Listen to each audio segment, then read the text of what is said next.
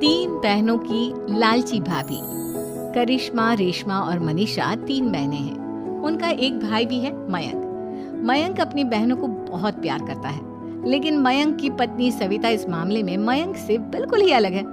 वो अपनी ननदों का जितना बुरा कर सकती है उतना बुरा करती ही रहती है और अपनी ननदों पर हुक्म भी चलाती है। करिश्मा, करिश्मा, तुमने अभी तक नाश्ता नहीं बनाया? तुम्हारे भैया को ऑफिस जाने में देर हो रही है। हाँ भाभी, बस अभी बनाती हूँ। करिश्मा, तुम ये ढीलापन छोड़ दो। कल को पराये घर जाना है। वहाँ अगर तुम इस तरह से काम करोगी तो लोग क्या कहेंगे कि माँ ने और भाभी ने कुछ सिखाया नहीं। और तुम्हारी दोनों बहनें कहाँ हैं? रेशमा मार्केट गई है और मनीषा सो रही है। क्या? सुबह के 8 बज रहे हैं और ये महारानी अभी भी सो रही है? ये कहते हुए सविता अपनी सास दुर्गा देवी के पास जाती है। माँ जी, देख रही हो अपनी बेटियों के तौर तरीके? क्या हुआ बहू, सुबह सुबह क्या कर दिया मेरी बेटियों ने? अरे एक तो अभी अभी उठकर किचन में गई है, दूसरी सुबह सुबह बाहर चली गई और तीसरी अभी तक सो रही है। क्या करूं मैं इन तीनों का? मैं तो परेशान हो गई हूँ। जा जाकर उठा उसे और रेशमा से मैं बात करती हूँ।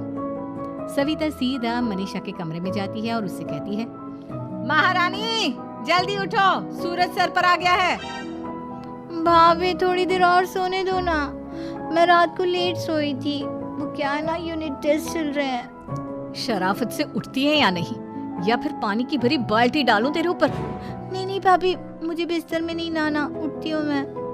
मनीषा जल्दी से उठकर बाथरूम में चली जाती है। सभी आराम से बैठकर नाश्ता कर रहे होते कि तभी रेशमा बाजार से हाथ में सामान लिए आ जाती है। रेशमा को देखते ही सविता उस पर बरस पड़ती है। लो, आ गई महारानी। ऐसा भी क्या सामान लाना था जो सुबह आंख मलते ही बाजार की तरफ रवाना हो गई? भाभी, कल आप ही तो चीख रही थी कि घर का सारा सामान मुझे ही लाना पड़ता है, घर में किसी को भी किसी काम से कोई लेना देना नहीं है। अब मैं बाजार जाकर सामान ले आई तो आपको इस बात से भी तकलीफ हो रही है? देख रही हो माँ जी, अपनी बेटी की जुबान कैंची से भी तेज चलती है। और मयंक, आप तो कुछ कहेंगे नहीं अपनी लाडली बहन को?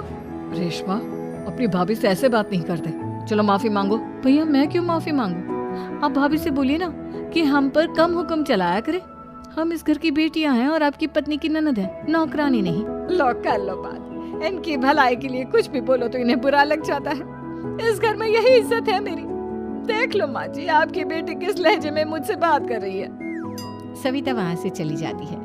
मयंक को बहुत गुस्सा आता है, वो भी वहाँ से चला जाता है। फिर करिश्मा रेशमा को समझाती है, रेशमा, तुम्हें भाभी से माफी मांग लेनी चाहिए थी ना। लेकिन दीदी, मैंने कुछ किया ही नहीं, तो मैं माफी क्यों मांगू? हाँ करिश्मा दीदी, रेशमा दीदी जैसे ही घर में आई, भाभी ही उन पर चिल्ला रही थी।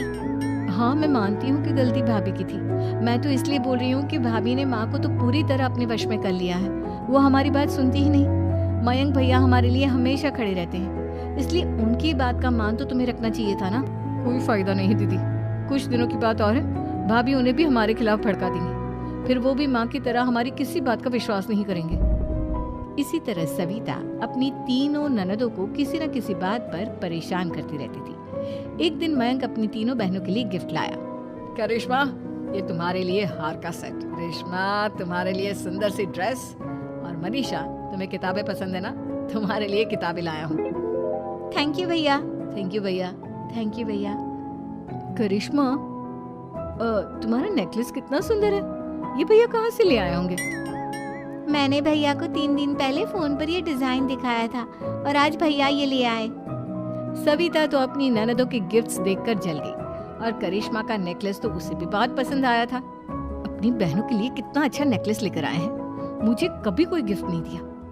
मैं आज ही ये हार चुरा लूंगी। रात में सविता करिश्मा का हार चुरा लेती है और इसी तरह उसे अपनी ननदों की जो भी चीज अच्छी लगती वो उसे मांगती नहीं, बल्कि रात के अंधेरे में चुरा लेती। इसी तरह दिन बीतते गए और सविता ने मयंक के दिल में भी उसकी बहनों के लिए नफरत पैदा कर दी। एक दिन मयंक ने करिश्मा और रेशमा के लिए रिश्ता देखा और ये बात उसने घर में सबको बताई।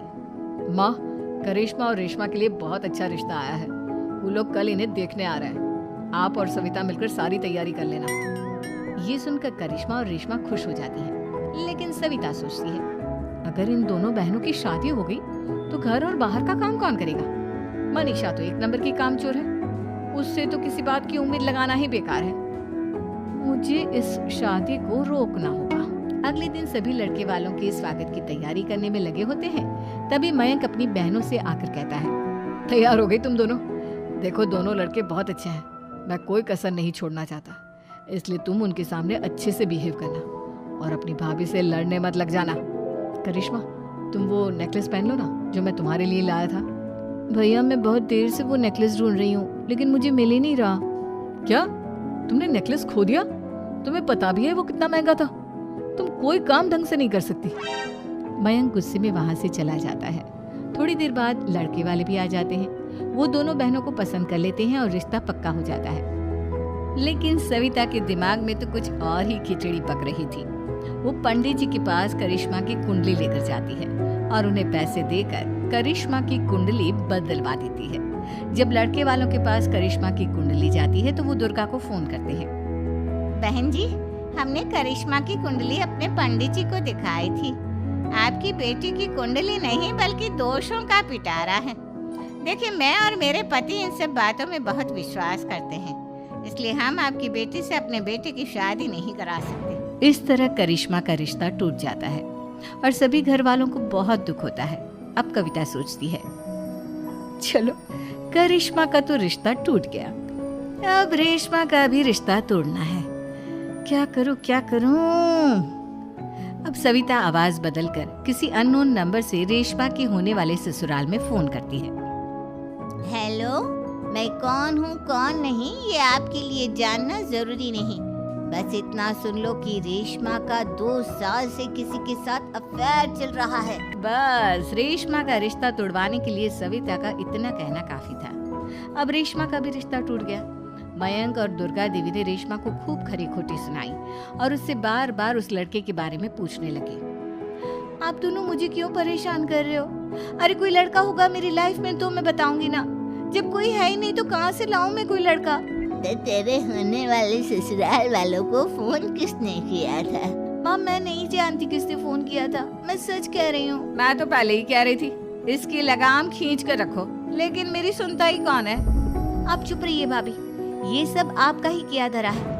अब तीनों बहनों को विश्वास हो जाता है कि ये सब उनकी भाभी ही कर रही है। तीनों बहनें अपनी भाभी को सबक सिखाने के लिए एक वकील कर लेती है और घर में हिस्सा मांग। देखो भैया, माँ बाप की जायदाद में जितना बेटों का हक होता है उतना ही बेटियों का, इसलिए इस घर के 4 हिस्से होंगे और हमें अपना हिस्सा चाहिए। मैंने तुम्हारे लिए क्या क्या नहीं किया और तुम इस घर में हिस्सा मांग रही हो? भैया, आप और माँ हम बहनों की कोई बात नहीं सुनते हो और भाभी हमारी शादी नहीं होने देगी क्योंकि उन्हें लगता है कि आप हमारी शादी में ज्यादा पैसा लगाओगे और उन्हें हम जैसी फ्री की नौकरानी कहाँ मिलेगी। तो हम भाभी के साथ तो रह नहीं सकते, हम बहनों को अपना हिस्सा चाहिए। अरे तुम्हें शर्म आनी चाहिए अपनी भाभी पर ऐसा इल्जाम लगाते हुए। वो तुम्हारे बारे में कितना सोचती है। हाँ माँ, भाभी हमारे बारे में बहुत सोचती है, दिन रात बस यही सोचती रहती है कि किस तरह से अपनी तीनों ननदों को परेशान करूं और कभी मुझे पढ़ने भी नहीं देती। दोनों बहनों का रिश्ता भी तो इन्होंने ही तोड़वाया है और रात में हमारे कमरे में आकर हमारी चीजें भी चुराती हैं। इसी तरह सविता की तीनों ननदें अपनी बात पर अड़ी रही। अब कोर्ट में तारीख भी शुरू हो गई। जब सविता को लगा कि उसकी तीनों ननद इतनी आसानी से नहीं मानने वाली, तो उसने अपने पति और सास को सारी सच्चाई बता दी और अपनी तीनों ननद से माफी मांगी। मयंक और दुर्गा को भी अपनी गलती का एहसास हो गया।